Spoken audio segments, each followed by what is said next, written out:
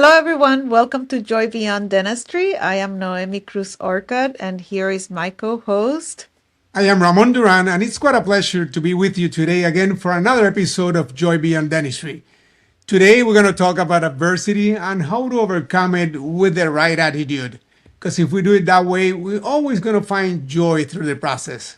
So get ready. We're going to have a very interesting episode today. Ready for it? Yeah, it's important to recognize that on a daily basis, we might encounter situations that might test us. And how do we continue to find the positives, the what's going on well, and maintain joy on a daily basis? So we're going to talk today about a few situations on our personal lives that we have had to deal with, and how in the moment it might seem so challenging, but what were ways that allowed us to and continue to allow us to overcome and try to maintain joy amongst the difficult situation. Well, So Noemi, that back in 2019, you had quite a surprise in your life, a life-changing event, and it was that fire in your office. And we would love to hear more details about it. I know you're going to share some images with the audience as well.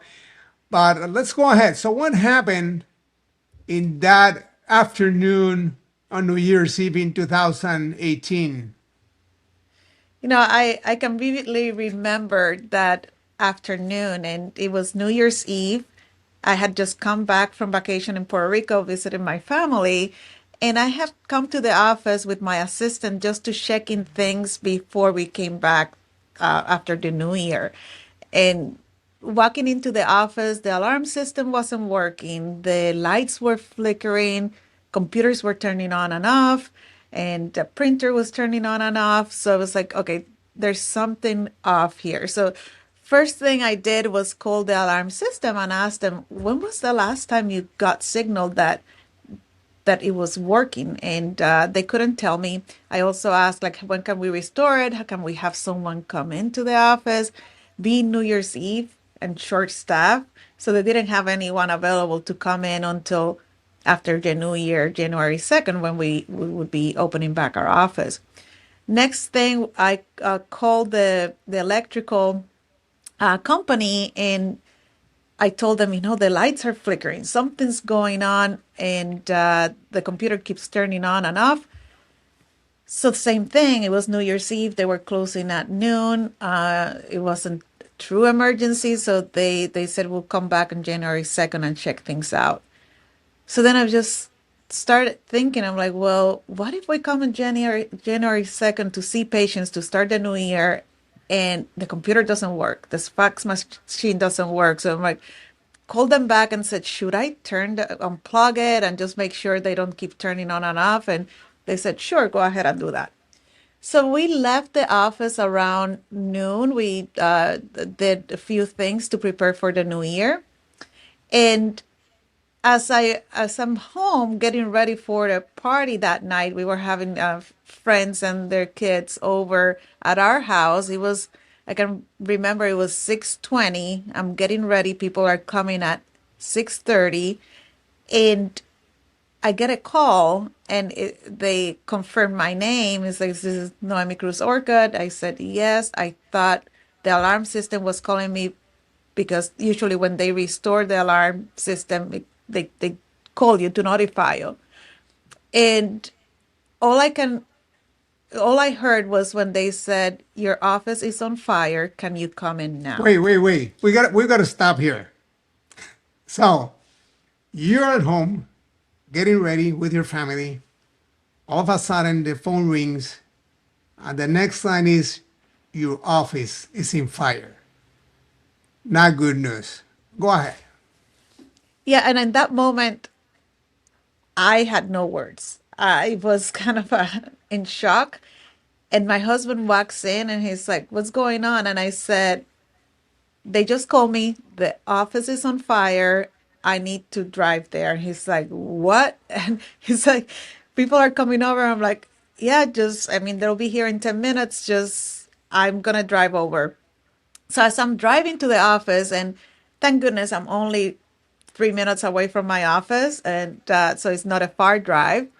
But I'm driving to the office and I get a call again, and they confirm my name again. And they ask me, "Are you on your way?" And I said, "Yes." And at that moment, I'm like, "This is a prank. This is New Year's Eve prank." And I kind of got a little bit relieved. And then they said, "Well, okay, well, we're waiting for you because, and just be aware that the street is closed." So as I'm driving to the office, there is a, all I could see was the practice with smoke. There are fire trucks, police, and the smoke coming out. And I park on the parking lot next to my office, and all I could do is just stare at it at that moment. Were there flames or was just smoke what you saw when you got there? There was mainly smoke, but they were still trying to put out the fire. And at that moment, I mean, I just parked there and just stared. I didn't call my staff because it was New Year's Eve. I honestly did not want to ruin their plans that night. And as I'm sitting there in the car just looking, I start getting calls from them, and because they were finding out either on social media or people would call them. And what happened was that there, when I left at noon, the alarm system wasn't on. So the fire must have started shortly after. And it was going on for a while before flames were coming out of the windows. And as people were driving by, then they called the police that there was fire in my office, but it had been going on for a while. So when at that time when the staff would call me, I honestly what I remember telling them was, and I meant it, was like, "I don't want you to worry. Somehow I will take care of you." And my main concern at that moment was my patients. Where am I going to see my patients? And I want to be able to still provide job for my employees that I know they needed. Also, what came to mind at that moment was, this is going to be a lot of work, but if I'm going to move forward, I cannot focus on that. And at Now that, let me interrupt for a second, but because I can just imagine you're sitting in your car alone, just seeing your building on fire. That's not a sweet moment, and I bet there are 1,000 things going through your mind, including those that you're saying. But it must have been quite a shock for you that instant. it was, I had just had my practice for 3.5 years at that time. The previous owners had stayed with me for 3 years, and then they retired exactly 6 months prior. So those 6 months, I felt like I was building my practice to where I wanted it. It was starting to become my practice, and that happened. But that taught me so much in that moment when I made that decision. If I'm moving forward, I cannot focus on what I lost. And that was a game changer, because then I started thinking about everything that I still had. And thank goodness no one was harmed. We didn't lose anyone. So everything else could be replaceable. I still had a house that I could go to and sleep with my family. And it wasn't. So then focusing on all of that, it was a big switch. And also, I not at all felt sorry for myself, and I think that was another key thing that I learned from that situation. I was thinking about my patients automatically, not just purposely. It wasn't something that I'm like, oh, if I think about my patients, I won't suffer. No, it was just happened automatically. Same with my employees. If I was focusing on how am I going to still find a place for them to practice and provide for them, and then dealing with what is the next thing I need to do. So what that taught me is it's amazing how we on a daily basis worry about things, right? That we have no control over. And we imagine like situations. What if this happens? What if? But when you're put in a situation that you actually have to deal with and you're dealing with it, you actually don't suffer as much as when you're imagining something happening, right? Because you have to act. You have no, at that moment, I wasn't worrying about what ifs. I was having to act. And that was an interesting lesson for me that when we're actually needing to take action, it's a different feeling. So then other things that helped me at that time is like I remember looking at the building and it was just so dark. There was no lights, smoke coming out of it. But then I started imagining like a bright light over the building and thinking, okay, this is an opportunity to now rebuild the building of my dreams, of what we want, right? I cannot have that picture of dark and smoke in my mind. I just need to think of something bright that's gonna be a good thing at the end. So that was also very helpful. And then, so you went home, enjoyed the rest of the evening. You never told anything to your son that night because it was his birthday The next party. day, And so you talked with them the next day. Did you sleep that night?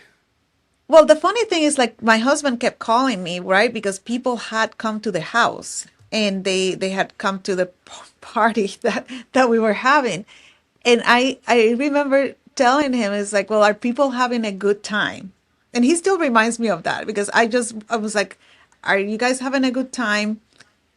And please don't let anyone go because when I'm done here, I don't want to go home to an empty house. I still want to celebrate a little bit.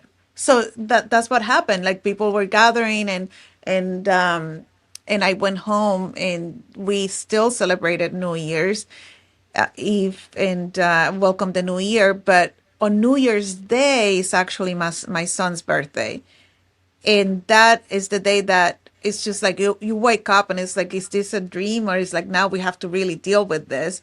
So I had to still come to the office and take care of things. But I did not tell him on his birthday, even though we brought a nanny, a babysitter to the house to take care of the kids while we came to the office and then celebrated his birthday. But I didn't tell him until the next day that we had had a fire that we were dealing with because he was turning at that time he was turning 5. I mean, he didn't really understand what was no, he was 6. Yeah, didn't understand what was going on. And but lots of looking back, it was a shock. And it's amazing how we can deal with things when they're put in front of us. Even if I imagine having a fire, would I have thought that I was able gonna be to deal with it? No, but when you're in the position that you have to, somehow it happens. Sometimes it's about the way you choose to react to what's happening because there are many times that you cannot do that much about the situation, but it's just the way you choose to respond to it. And to me, I have heard your story a couple of times, and it always to me it's quite impressive the way you dealt with it and the attitude that you put towards it. Now, it was just the beginning of a long process. So the next day, you spent some time going through what was an inventory in the office. And when did you go through that? Well, the next day we had to secure the office because one of the things that the police told me the night before is that if someone happened to walk into the office and got hurt, I would be liable for it. So we had to put boards on all the windows, everything that was broken, to protect anyone coming into the office. And then after that meeting with my team, getting the insurance person in charge, like what is the next step, like figuring out where we're going to see patients and the whole process. It is a very, very daunting process, but I encourage everyone to take videos and photos of what you currently have in your office because It's crazy when something like that happens to know exactly what you had and it's destroyed. It's just really, really hard to remember and to prove that you have to replace it. What And percentage of the property in the office was destroyed with the fire? so destroyed, I would say like probably 50%, but everything was smoke damaged. Yeah. In the basement there was water from putting out the fire, so pretty much it was a total loss, not because everything was burnt, but the once the smoke gets into the plastics, into the uh, you know materials, everything, you cannot use it. So it was pretty much, even gloves, boxes of gloves that were unopened were also, they were smoke damage. So all of that you have to dispose with, especially on a healthcare facility. So yeah, so it was pretty much a total loss of the what we had. So you're in a fairly small community, so I bet that the news spread quite quickly, and I'm sure that your patients were concerned, particularly those that were in the middle of treatment. But I know you were able to start working fairly soon. How soon were you ready to see patients again in the facility that was built temporarily for you? In 7 weeks. So we had a facility across close to my office that it used to be a physician's office, so it was not a dental office. We just had three rooms that we converted into dental ops. So I had two hygienists and myself. So we were busy during that time. We didn't have any extra room to do have an overflow.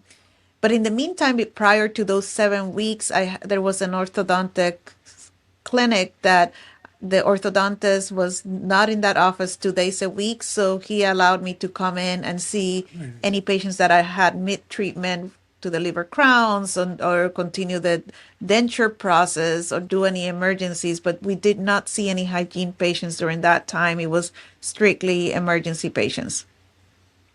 But it was good. I mean, that in 7 weeks was quite quick that you were able to sort of have the operation running, and that you have that. I mean, that person who allowed you to see some of the patients. So that was a good side on it. And then so you're 7 weeks starting to see patients in this provisional facility. And so briefly, what went on? What was going on with insurance, and how soon did you start the construction again? So the insurance process it was the most difficult part of it, I would say, and approving anything before the practice could be demolished to start the process of rebuilding.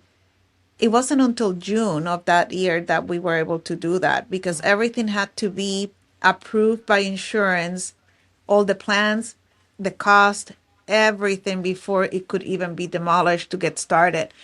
So that was a process, and then meeting with the adjuster, meeting with the construction company to come together to put the plan and keeping track of all the receipts, everything that we had to do. So that was a very, you know, I would say, I don't want to say stressful, but it was because I was seeing patients full time, planning the new construction, keeping track of everything. I remember reading that the whole contract of hundreds of pages to understand what my policy allowed with insurance and know what we were able to work with.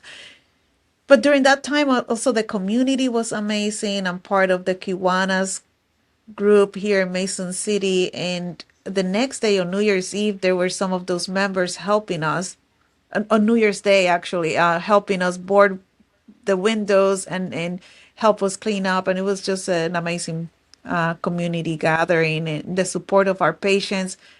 I hardly lost any patients. I say less than 10 patients that during that process they had to go somewhere else for an emergency or something that they couldn't wait. But the majority of our patients stayed with us. The team was very supportive. We grew together. It was like our culture just we became closer because at that time, is as business owners, we're used to taking care of our team, right? It's our responsibility.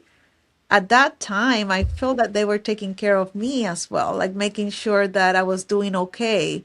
And I I'll be honest, during that process, even though it was daunting, stressful, I can say that I didn't suffer. And there's, and we can bring this topic, suffering and pain, they're not the same thing. We can feel pain, we can feel stress, we can be exhausted, we can be having to deal with hard situations, but we choose if we suffer. And it's just what do we let affect us? And at that time, I must have been exhausted, but with everything else that was going on, I can truly say that I actually became a happier person during that process because as dentists, we try to control everything, like millimeters, like that everything goes perfect, like shade matching, all of that. And even as a business owner, we want everything to flow perfectly. But when something like that happens and you lose in everything, in quote unquote, like your practice, right? And in hours, you realize that you can lose a lot more than that. And when you focus on what you didn't lose, it just, I don't know, it just gives you peace in some sense, and also gives you peace that we don't have to try to control everything. So that was a big lesson for me. Moving Well, to me, forward as a business owner, as a solo practitioner, I'm glad that happened early in my career because it definitely defined the rest of the rest of my career where I'm at right now. to me, it's quite impressive the way you dealt with the horse scenario. You took really good care of your team, and your team stayed with you and worked with you and took good care of you. And you could write a whole book with the story and all the details of how you had to deal with the insurance company. That's not an easy task. But you did an amazing, amazing job. And then you ended up with such an impressive facility. So something that looked like extremely negative had such a nice outcome on you. Your office today, nobody could think of what happened there. It's just a lovely place. I mean, I've been there, and it's really, really nice the way the whole process ended up, and you ended up with a facility like maybe the one that you had dreamed before, that was not going to be that easy to do it if it had not been for this situation. So I got to congratulate you on the way you dealt with it, and as I said, you could write a book on it. And so your construction was finished somewhere around when? October, was it? November? It was October of 2019. And before we moved, I had finished the Dawson Academy curriculum April of 2019. During the process of rebuilding, I had completed that curriculum. So the week before we moved to the new building, I took the whole team to St. Petersburg in Florida to take it was a Dawson Academy implementation course because during that time I was like, we're going to come back stronger. We're going to apply everything that I learned in the academy. And it was a nice treat to take everyone the week before we were moving. And that was a bonding time. And during that time, I remember still we were in St. Petersburg, and they told me, and I cried, they cried, and they said, we remember that night when we called you and you told us, I don't know how, but I will be taking care of you. And they still, that for them meant a lot. And when they told me that, it just, I didn't think in the moment that that would have that much meaning because I meant it, but it did. And it is another reminder that, you know, when you put other people before you, it just somehow it's a way of bringing joy, because that for me, I still think of that, and it brings me joy. And it's a good lesson also that when we are not thinking about ourselves only, and putting ourselves first, it just it brings a lot of satisfaction and joy, and it's a good lesson. Yeah. Impressive. Impressive. You did, I mean, quite an amazing job the way the whole situation was managed by you, and you kept always in good spirit, moving forward, never complaining, but just trying to go through it in the best way you could, and you did it in such a way that got my admiration. Well, and one thing, 6 months after we moved into the new building is when COVID happened. And I always chuckle about this because I remember getting notification that, all right, we cannot practice for 2 weeks until they figure everything out. And I remember telling my team that Monday in March, and their response was like, well, we have done this before. At least we still have a building. So it was just so interesting, like how it could have been. It was panicking for a lot of practices. My team was like, okay, I guess we still have a building if we have to, come here. And so COVID for us was not as stressful as it could have been because we had dealt with the fire. So we were stronger just by that.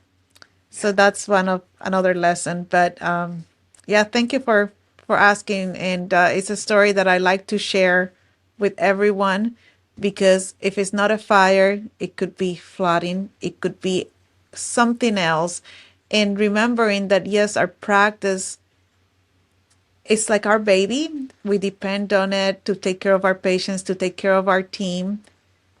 But it is okay. We can find ways to solve whatever situation it is, and it's not the end of the world if something were to happen. It's just how we manage it, how we stay calm in the process, and if we want to continue practicing, there is a way that we can do it. And there's the support, there's the people around us that if we're taking care of them, they'll take care of us. Your story, to me, I keep getting more and more impressed as I keep hearing it. The way you handle it, your patience, your empathy to your patients and to your team, putting them up front at all times, really something that could have been quite negative episode, and some people might have even quit about their decision of keeping a practice. But in your case, it was totally the reverse, and ended up being a story that brought you a lot of joy to you and to those around you, even after such a negative event. So I know that's the way you tell the story, and there are many lessons to learn from it. Your, as I said, your leadership, your organization, the way you dealt with your inventory, the way you dealt with your insurance company. There's so many little lessons that come out of your story. That is a story that everybody got to hear, and ask you all the questions about the little details, because we can learn a lot from it. But in terms of the way you handle it, and how joyful and it ended up being, to me, that's the biggest lesson. I agree. And I mean, I learned so much from it that I feel blessed to have had that experience so early on in my career. And as dentists, we're in the service industry, right? We care for our patients, we care for our team. And at times that can feel stressful, but it is a blessing that we're able to do that, because during that process, I realized that when we're thinking of others, even if it's a stressful situation, like I mentioned earlier, we're not feeling bad about ourselves. We're not suffering about ourselves, right? Because we have a purpose. And purpose, it's so important what we do. And my purpose was at that time, yes, I could have quit. But I love taking care of patients. I wanted to take care of my team. And it wasn't on the cards for me to say, I am quitting because I don't want to deal with this process. And that drove me to do what needed to be done in order to rebuild and be back even better than what we were before, to do what I'm passionate about doing, and it's doing dentistry.